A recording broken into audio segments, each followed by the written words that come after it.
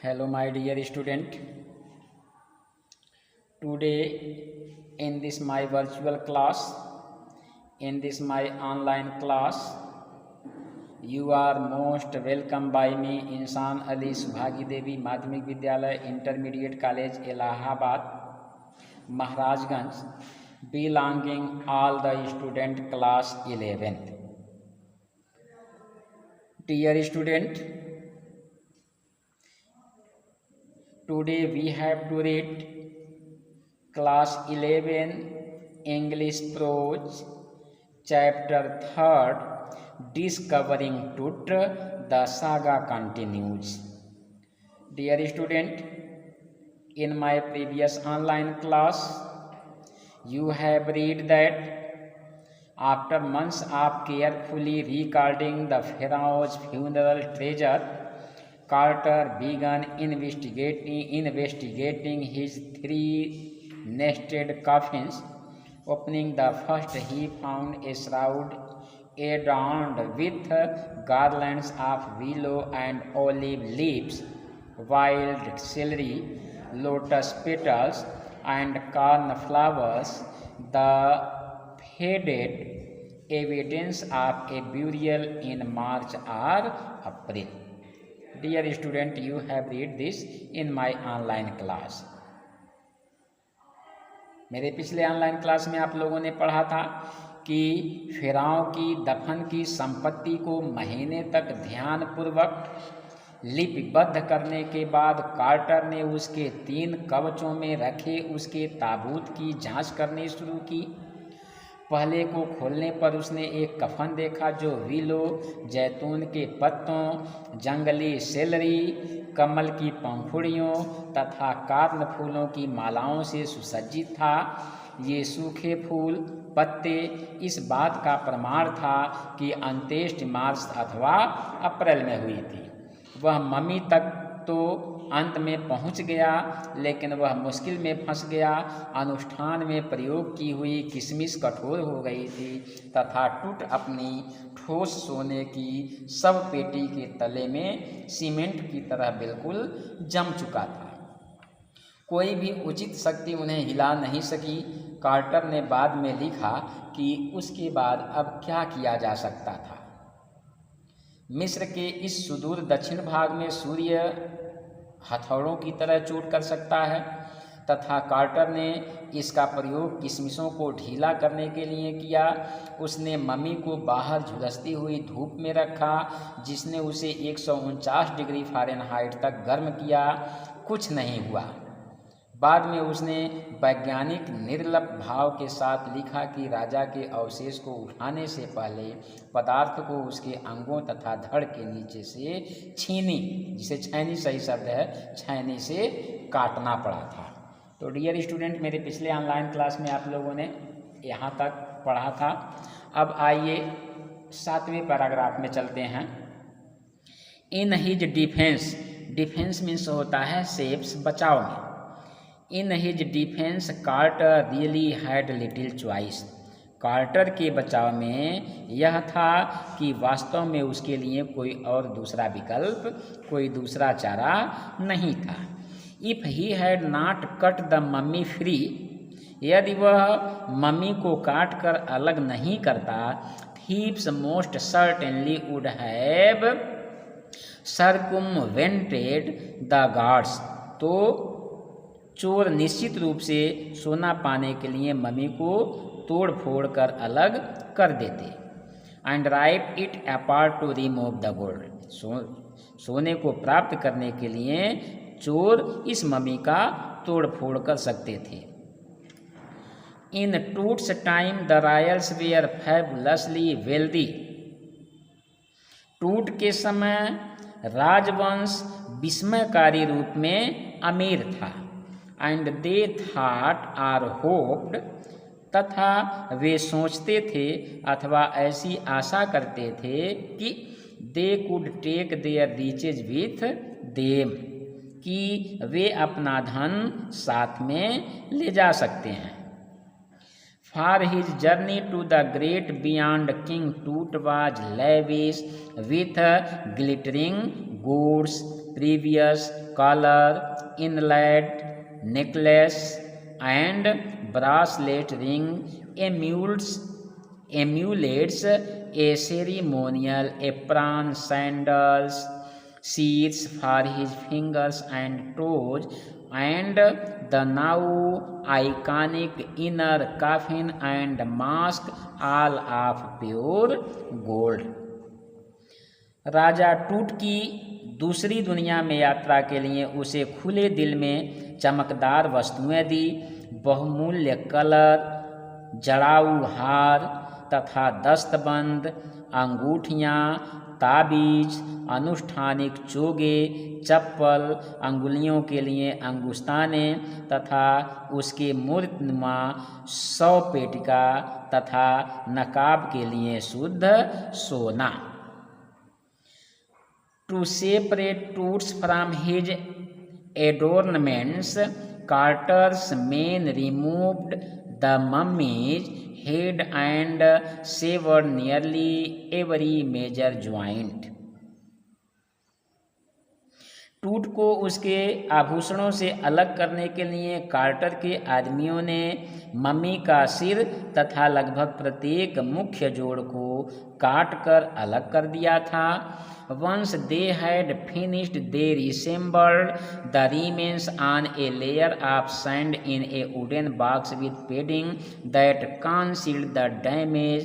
The bed where Toot now rest.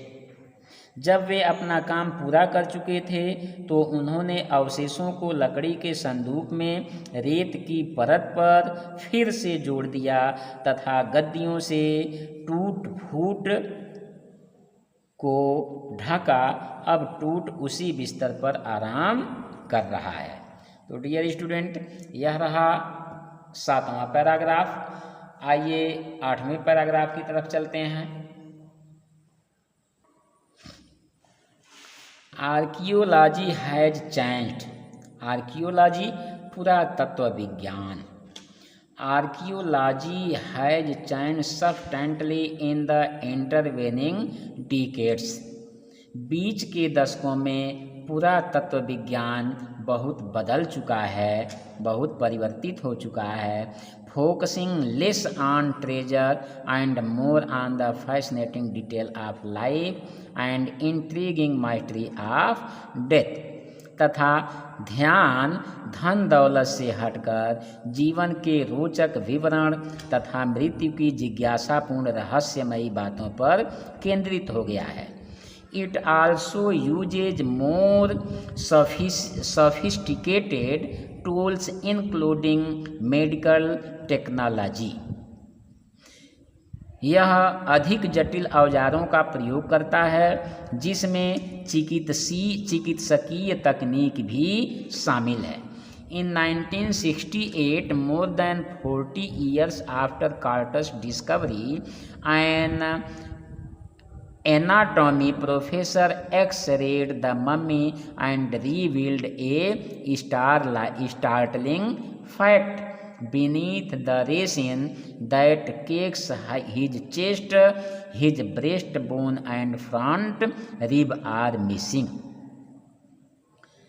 Quarter की खोज से 40 वर्ष बाद 1968 में एक शरीर रचना विज्ञान के प्रोफेसर ने मम्मी का एक्सरे किया तथा एक आश्चर्यचकित कर देने वाले तथ्य का पता लगाया. क्या? Beneath the resin that cakes his chest, his breastbone and front ribs are missing. कि उसकी छाती पर, उसके सीने पर कठोरता से जमी किशमिशों के नीचे उसके सीने की हड्डी और 2 आगे की पसलियां बिल्कुल गायब हैं. तो ये रहा 8वां पैराग्राफ. आइए 9वें पैराग्राफ की तरफ चलते हैं. Come to 9th paragraph. Today, diagnostic imaging can be done with computed tomography or CT, by which hundreds of X-rays in cross section are put together like slice and bread to create a three-dimensional virtual body. आजकल नैदानिक चित्रण सीटी द्वारा हो सकता है, जिसके द्वारा सैकड़ों एक्सरे अनुप्रस्थ काट द्वारा रोटी के टुकड़ों की तरह एक साथ रखकर सही 3 बीमिक शरीर की रचना हो सकती है। What more would a CT scan reveal of tooth than the X-ray? X-ray से बढ़कर सीटी स्कैन टूट के विषय में क्या बताएगा? And could it answer two of the biggest questions still lingering about him? How did he die and how old was he at the time of his death? तथा क्या वह जवाब दे सकता है उन दो बड़े प्रश्नों का जो अभी लटके हुए हैं, अर्थात क्या कौन कौन से? हाउ डिड ही डाई, उसकी मृत्यु कैसे हुई, and how old was he at the time of his death, और मृत्यु के समय उसकी अवस्था या उसकी उम्र क्या थी। क्या इस बात का जवाब वह दे पाएगा? आइए 10वें पैराग्राफ में देखते हैं। King Tut's demise was a big event even by royal standards. राजसी परिणाम के द्वारा भी राजा टूट की मृत्यु एक बड़ी घटना थी। He was the last of his family's line. वह अपने परिवार का अंतिम सदस्य था। And his funeral was the death rattle of a dynasty. और उसकी मृत्यु राज परिवार की मृत्यु थी।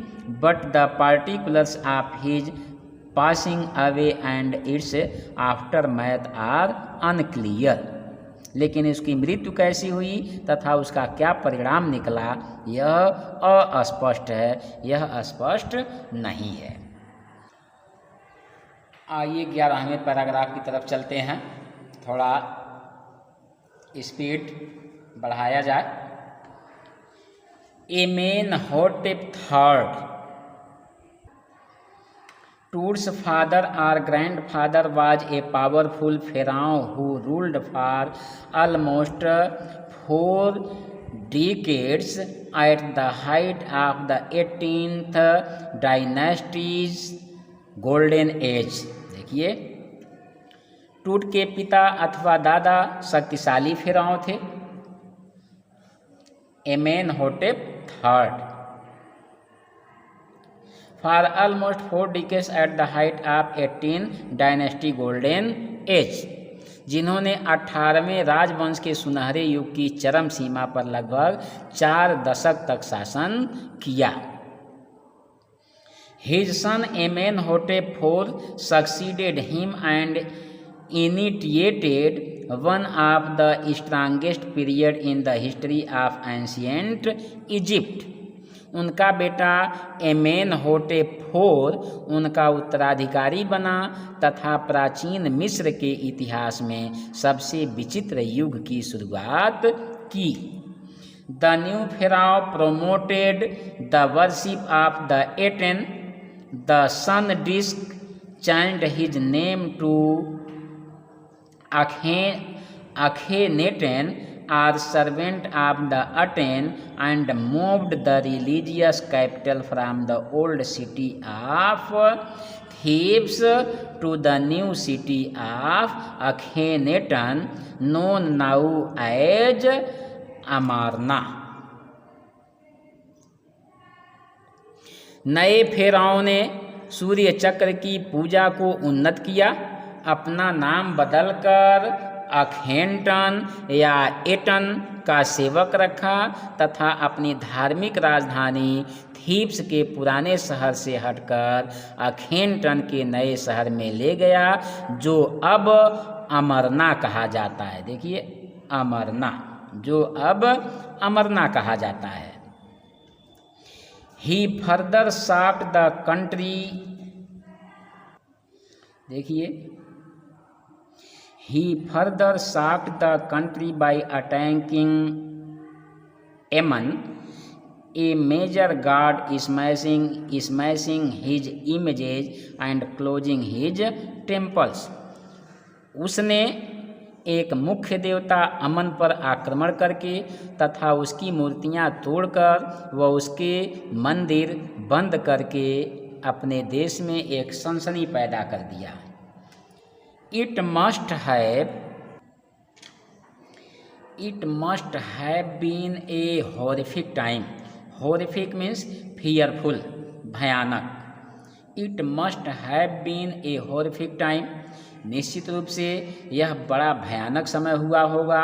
Said Ray Johnson, director of the University of Chicago research centre in Luxor, the site of ancient Thebes.